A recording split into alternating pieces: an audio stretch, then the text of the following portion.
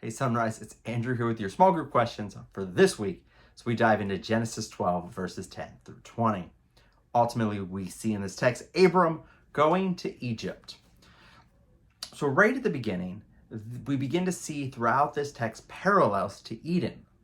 So if you read all of 10 through 12, there's several different pieces here that are going to parallel what we see in Eden. So with that in mind, though, we're going to unpack some specifics. So first, what are the parallels? And then ultimately, how do we see this play out? First, the threat of the promise. So God gave a promise to Abram back in the beginning of chapter 12, and now we see that promise threatened. How is that promise threatened? And then secondly, how is God faithful to his promise to Abram?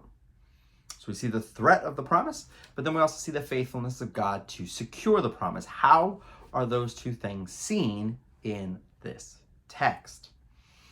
And as you think about it, what does that teach you about God? What does that teach you about God's relationship to his people? Specifically, as we look at the unfaithfulness of man versus the faithfulness of God.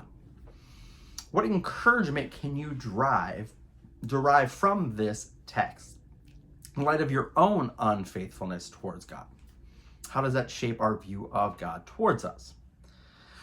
Also in this text, we do have a warning here that the blessings of the world towards us are not always a reflection of our faithfulness to God. How is that seen in the text? And again, what does that give us as a warning to ourselves? What can we see as a warning sign in that action? Again, looking forward to the true promises that God has.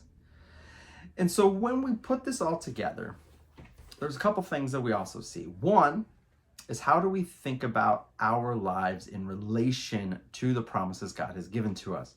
A future that is to come in his eternal kingdom, a hope in Christ for eternity, the salvation of our souls from sin. How does this text encourage us in those truths as we are pointed forward to God himself as our hope? So I hope to spend some time unpacking these things. It's a text that's rich in some very interesting topics as we dive into the idea of marriage in this. What does it show us about Abram's marriage? What does it show us about fear? How fear can drive us to do stupid things? So as you take some time, unpack this and really begin to think about how God is instructing you to trust in him through these different things. Hopefully you'll have a wonderful weekend diving into God's text, hearing the word proclaimed on Sunday, and then discussing these things throughout the week as we unpack the end of Genesis chapter 12. See you guys on Sunday.